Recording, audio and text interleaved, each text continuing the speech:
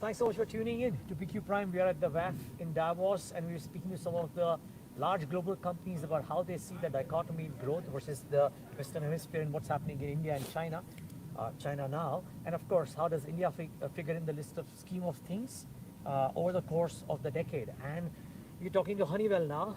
Of course, they need no introduction, leadership position across multiple areas of work that they do.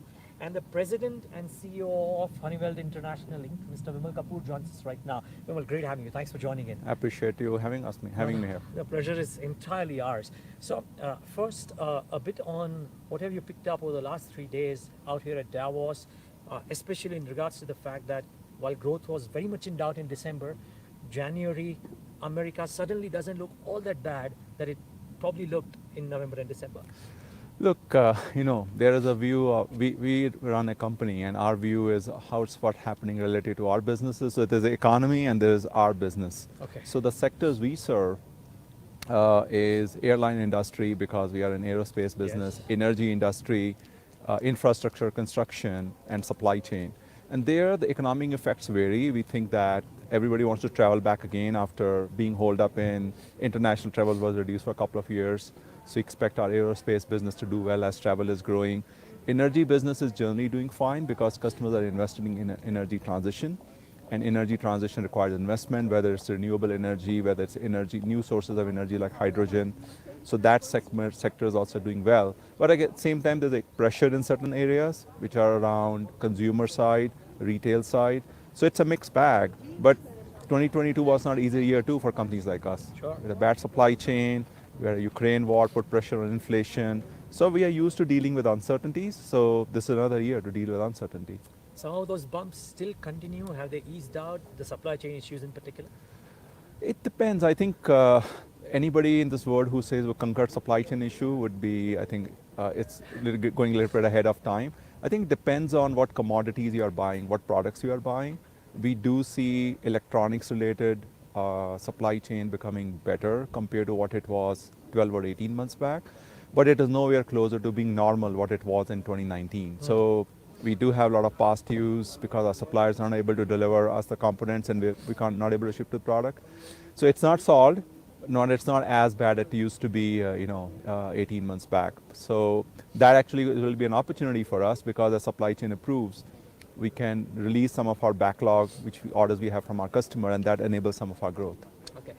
What's your sense about how the year shapes up? I know you started off saying that the areas that you are in are not quite getting impacted as badly. But my point would be that if indeed the US comes out of this, hopefully a soft landing in the second half, if China opening up anyways means good, if India being strong, remaining strong anyways means good, then Europe is the only pickle, so to say. So how do you see the year? Would it be a year of two halves?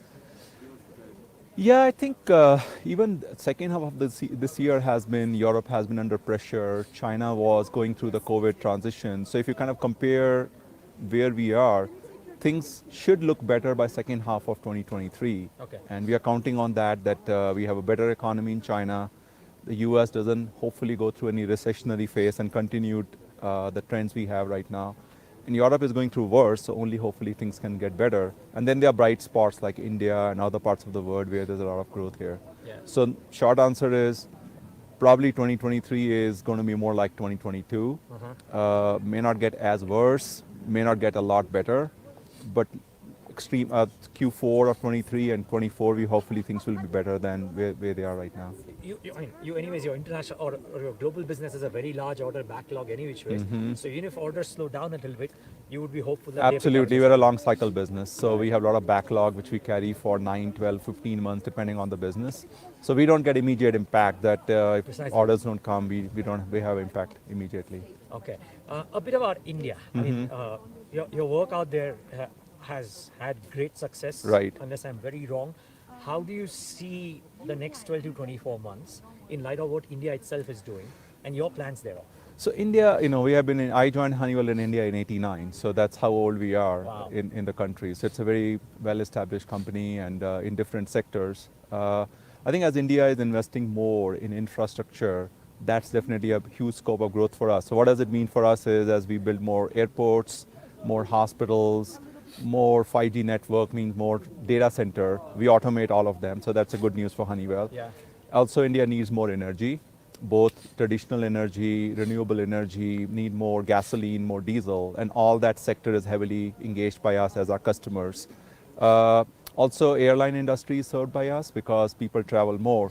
So as India continues to grow, companies like us will grow with India automatically, and we remain very bullish in terms of our growth prospect for next several years because India is definitely on high turn, in global economy. Actually, the pockets that you spoke, Vimal, they are right in the thick of things when it comes to growth in India. Absolutely. We actually must be a lot more buoyant than just being cautiously optimistic. Yeah, I think everything has to, the plans have to materialize, right? So sometime, we have to act with caution, but absolutely. Being how old we are, how well positioned we are in terms of our local operation, local manufacturing, local engineering, we are ready to serve our customers there all the time. So, do you expect growth to be meaningfully high when it comes to the India business? Look, we have been years in India. We have done growth 3 years in a row of 15 to 20%. Right. That's not uncommon. Of course not. So those years are back. Looks like that. I think we can continue to have next 3 to 4 years of high double-digit growths, and economic factors support it, investment support it. So I think companies like us should have to take benefit of that. We have to earn the business, we have to serve our customers. But your question, economic factors do support double-digit growth for businesses like us. Yeah, and add to that the fact that if indeed commodity costs and input costs come as they have come off, from a base effect perspective or even otherwise, from an operational metrics perspective, 2023 at least, if not longer, should actually look much better than what 2022 was. Yes, absolutely. I think 22 was definitely a tough year. I think coming out of COVID, things were still slow. Everything was still not open. We forget, our memories are short, but 1 year back, last year, Davos did not happen. Yes. Because it was still in COVID, right? So yeah, last year the things were not as good as they are right now. So definitely 23 is going to be better than FY22. Got it. The other question would be Honeywell's focus. One is for growth in India. Two is growth out of India for the rest of the world. Any thoughts that you can share here? Look, we have been using India as a base for global business for several years. Honeywell set up its R&D center in Bangalore in late 90s. So we were one of the first pioneers to leverage India for global work, manufacturing, sourcing. We have operations in all large cities, in Bangalore, in Pune, in Mumbai, in Gurgaon, including our manufacturing in several cities. So I think as India's story gets better, it becomes more competitive. It presents case itself for us to do more because sourcing for companies like us is an economic game. Yeah. And India competes with others, and we have options, so we obviously go with the best option. And India is a compelling option because of our strong domestic business there, our global operations, which are extremely strong. I think put together, it makes a very, very material case for Honeywell. So have plans to expand that piece gotten firmed up in the last 12 months, or is it a wait and watch? It's not wait and watch. I mean, India has never been wait and watch for us. We always have invested if you look at our operations, they are probably one of the highest scale compared to our peers in the country. Where we look at expansion, I would say definitely in supply base. One area where we're looking more aggressively is that looking at component level, and can those components be sourced at a large scale from India? That will be as India is expanding its manufacturing base, it's going to present more optionality to companies like us to buy more components for the global manufacturing. Right. Local manufacturing, we do it anywhere today. Sure. But for global manufacturing perspective, the biggest opportunity is sourcing from India. Because the talent pool leverage we have been doing for 25 years. So, that's not a new opportunity for us. Okay, last two questions. One is, I don't know how closely you look at India, but presuming that you joined Honeywell India in '89, you have some thread every year. You told me that your family is still in India. There's a lot of talk about how government-led capex in India will probably continue in 2023. Right. Private capex is a bit of a dilemma or a bit of a question mark. So your own perspective or your own capex, and what do you feel might be about private capex for India in 2023? I mean, private cap, we look at our customer base. We serve Tata Group in a big way. They announced some $90 billion of capital next 5 years. Reliance is our big customer. Adani Group is our big customer. So as far as the customers we know, they have massive investment plan. Yeah. So sometimes don't able to connect the dots. I think the headlines happen. The mid-level is Correct. a I bit think our unknown. customers are investing very heavily, and we love to work with these customers. I think the government continued investment in infrastructure is quite visible. We benefit from that because we get those businesses. For example, we're doing a lot of work in different hospitals, which are being constructed at large scale after COVID. That's quite visible. All of a sudden, we are in so many hospital work, which was not the case 3 or 4 years back, just as an example. Okay. Data center work in India is growing in a very, very large scale. So yeah, it's absolutely visible. But private sector, I think it's a little bit of not as, we don't feel it. I think there's because private sector is going to be much more diligent in terms of return on investment. It's not that government priorities differ from private sector. And I think private sector, when they see opportunity, they invest. Would you need more capacity in India, considering the sectors that you spoke about are all growing at a breakneck speed? Yeah, we are very well present in India in terms of our manufacturing base, our operations base. We have more than 12,000 or 13,000 employees. Yeah. So for us, if we have to add another employee base or using our existing manufacturing to expand, that's very natural for us. So we are extremely well poised, to leverage the current growth phase which is happening in India. Sorry, the only reason why I'm probing this a bit more is because your business in India is valued at peak values, also because there is expectation of continued growth. You already mentioned the growth numbers. I'm just wondering if there could be increased capex as well. Our businesses are not very capital intensive. Yeah, okay, our businesses are more resource intensive.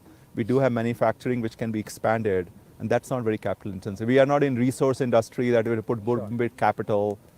We are more resource intensive business. Got it. My final question. Now, of course, you have been in India for a really long time, but I'm asking this to every global company about something that they want the government to do or to not do in order to increase their presence in India. I think government, the biggest help they can do is ease of doing business with the government entities. Not that it's always, the government contracts are more, I won't say difficult, but they are private sector contracts are more easier and easier to execute. So I think we always, when we meet with the senior minister and bureaucrats, and I think they are very aware of it. This is not, and they're very conscious to, if I can use the word, of ease of doing business, more from contracting perspective, how things can be more easier so that there's no burden of doing business. We get paid on time and there's no real extra effort required for that.